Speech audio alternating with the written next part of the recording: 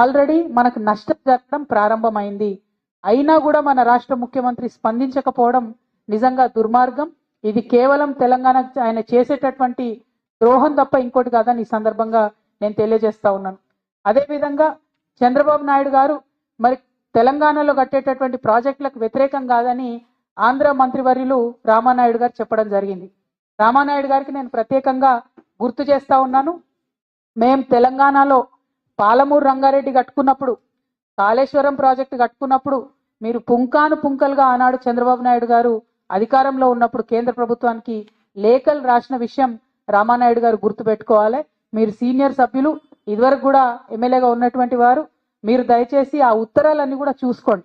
చంద్రబాబు నాయుడు గారు సుప్రీంకోర్టులో కూడా మాకు వ్యతిరేకంగా కేసు వేసిండ్రు. కొత్త ప్రాజెక్టులు కట్టుకుంటే, కొత్త ప్రాజెక్టులు కాదు, పాత చిన్న ప్రాజెక్టులు కల్వకుర్తి, భీమా, నెట్టెంపాడు లాంటి ప్రాజెక్టుల స్కోప్ పెంచుకుంటే కూడా ఆయన సుప్రీంకోర్టులో కేసు వేసిండ్రు. తుమ్మిళ్ళ ప్రాజెక్టు కడుతుంటే కూడా ఆర్డీఎస్ దగ్గర ఇంకేమీ కూడా మీరు ప్రాజెక్టులు చేయొద్దని చెప్పి ఆయన కేసు వేసినటువంటి వ్యక్తి. అదే మీ ఆంధ్రలో ఉన్న సుంకేష్లను మాత్రం మీరు పెంచుకున్నారు, మా తుమ్మిళ్ళను మీరు పెంచుకోనియలేదన్న విషయం తెలంగాణ ప్రజలు, ముఖ్యంగా మహబూబ్ నగర్ ప్రజలైతే మర్చిపోయే ప్రసక్తే లేదు. మహబూబ్ నగర్ నల్లమల్ల బిడ్డనని చెప్పుకునేటటువంటి చీఫ్ మినిస్టర్ గారు మరి నల్లమల్ల పులిబిడ్డ అని చెప్తారు. చంద్రబాబు నాయుడు విషయంలో, జల దోపిడిని నివారించే విషయంలో మాత్రం రేవంత్ రెడ్డి గారు పేపర్ టైగర్ గా మిగిలిపోయినరని చెప్పి నేను ఈ సందర్భంగా ఆరోపణ చేస్తా ఉన్నాను. మీరు పులిబిడ్డ కాదు, you are just a paper tiger. మీరు జల దోపిడి ఆపకపోతే మాత్రం మహబూబ్ నగర్ జిల్లా, తెలంగాణ సమాజం రేవంత్ రెడ్డి గారిని ఎన్నటికీ కూడా క్షమించదు. ఇవాళ ఈ బనకచెర్ల లింకేజ్ లో భాగంగా ఆంధ్ర ప్రాంతంలో బొల్లపల్లి అనేటటువంటి ఏరియాలో 150 టీఎంసీలతోని ఒక ఆర్టిఫిషియల్ రిజర్వాయర్ కడతా ఉన్నారు. దీనివల్ల నల్లమల్ల ఫారెస్ట్ కూడా మునిగిపోతా ఉన్నది. మరి ఆ ఫారెస్ట్ మునిగిపోకుండా తెలంగాణ జాగృతి ఆధ్వర్యంలో ఖచ్చితంగా మేము కోర్టులను ఆశ్రయిస్తాం. ఎట్టి పరిస్థితుల్లో ఈ బనకచెర్ల లింకేజ్ ప్రాజెక్ట్ ఆపడానికి మేము శతవిధాలుగా ప్రయత్నిస్తాం. ఇదివరకు తెలంగాణ జాగృతి ఆధ్వర్యంలో ఉమ్మడి ఆంధ్రప్రదేశ్లో పోలవరం మీద కూడా మేము కేసులేసి ఆపే ప్రయత్నం చేసినాం. సో అదే ప్రయత్నం ఇప్పుడు ఈ బొల్లపల్లి రిజర్వాయర్ని కూడా ఆపే ప్రయత్నం చేస్తాం. ముఖ్యమంత్రి గారు నేను సవాల్ చేస్తున్నా, మీరు నిజంగా నల్లమల్ల పులిబిడ్డ అయితే ఈ బొల్లపల్లి రిజర్వాయర్ కట్టకుండా అడ్డుకోండి. దానివల్ల నల్లమల్ల ఫారెస్ట్ కూడా మునిగిపోతా ఉన్నది. మరి ఈ ముఖ్యమంత్రి గారు ఢిల్లీకి వెళ్తున్నటువంటి సందర్భంలో వారు నేను ఇంకొక డిమాండ్ చేస్తా ఉన్నా, మీరు ఇన్నిసార్లు ఢిల్లీకి వచ్చిండ్రు కానీ ఎప్పుడు కూడా నరేంద్ర మోడీ గారిని మీరు బీసీ బిల్లు గురించి అడగలేదు. మీరు రాహుల్ గాంధీ గారు చెప్పారు కాబట్టి నేను బీసీ బిల్లు పెట్టినా అన్నారు, రాహుల్ గాంధీ గారు చెప్పినారు కాబట్టి కులగన్న వేసినా అన్నారు.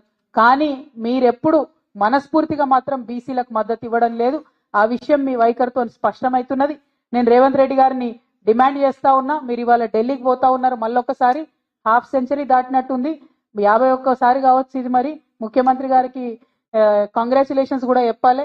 గిన్నిస్ రికార్డు వాళ్ళు వెతుకుతున్నారట రేవంత్ రెడ్డి గారు ఎక్కడ ఉన్నారని. ఢిల్లీకి పోయి వచ్చే ముఖ్యమంత్రులలో గిన్నిస్ రికార్డు కూడా వారికే వచ్చేటట్టుగా నాకు కనిపిస్తా ఉన్నది. మరి మీ గిన్నిస్ రికార్డు వచ్చినందుకు సంతోషం, కానీ మా బీసీ బిడ్డల బిల్లును మాత్రం మీరు ఢిల్లీకి పోతా ఉన్నారు, ఖచ్చితంగా తీసుకొని రావాలని చెప్పి మేము డిమాండ్ చేస్తా ఉన్నాం.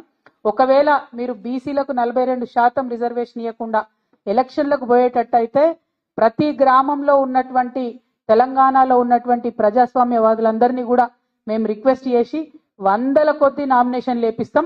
ఎలక్షన్ కమిషన్ కు ఎన్నికల ప్రక్రియను మేము అడ్డు తగిలే విధంగా 100ల కొద్ది నామినేషన్లు ప్రతి వార్డులో, ప్రతి పంచాయతీలో కూడా వేపిస్తామని ఈ సందర్భంగా నేను తెలియజేస్తా ఉన్నాను. అదేవిధంగా బీసీ బిల్లు సాధన కోసం మరి అలా తెలంగాణ వికసిత్ యాత్ర పేరుతో మీటింగ్లు పెడతదట. ఏం వికసిత్ యాత్రనో ఎందుకోసమో నాకు అర్థమైతలేదు. మరి తెలంగాణ సమాజంలో సగం ఉన్నటువంటి బీసీల బిల్లుకు మద్దతు ఇవ్వకుండా మీరు ఎన్ని యాత్రలు పెట్టినా కూడా ప్రజలు మిమ్మల్ని నమ్మరు.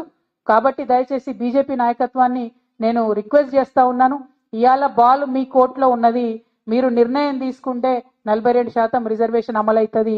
ఒకవేళ ఇప్పుడు రిక్వెస్ట్ చేస్తున్నాం కానీ ఆ రిక్వెస్ట్లు మీరు వినకపోతే 17వ తారీఖు, జూలై 17వ తారీఖు మాత్రం తెలంగాణ మొత్తం కూడా రైల్వే నెట్వర్క్ స్తంభించే విధంగా రైల్ రోకో చేస్తాం.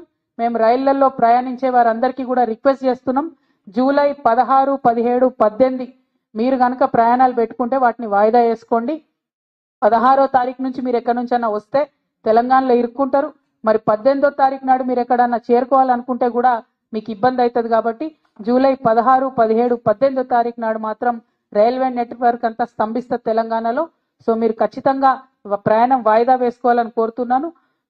People who want to travel through or from Telangana on 16th, 17th, 18th of July through railway network, I request all of you to please kindly postpone your travel plans because Telangana OBC bill is pending at the union government level at Honorable Rashtrapati ji. We are demanding that the BC bill be cleared as soon as possible. To meet that demand, to put pressure on the union government, we are holding a rail roko in Telangana on 17th July. That will inconvenience your travels. So people traveling from and through Telangana in July 16th, 17th, 18th, I sincerely request all of you to postpone your travel plans. So మళ్ళొక్కసారి ముఖ్యమంత్రి గారికి half century దాటి ఢిల్లీకి ప్రయాణిస్తున్నందుకు congratulations చెప్తూ BC bill పట్టుకొని ఢిల్లీ నుంచి రావాలి, బనకచెర్ల మీద అపెక్స్ కౌన్సిల్ మీటింగ్ పెట్టించుకొని బనకచెర్ల ప్రాజెక్ట్ ఆపే మీరు ఢిల్లీ నుంచి తెలంగాణకు రావాలని డిమాండ్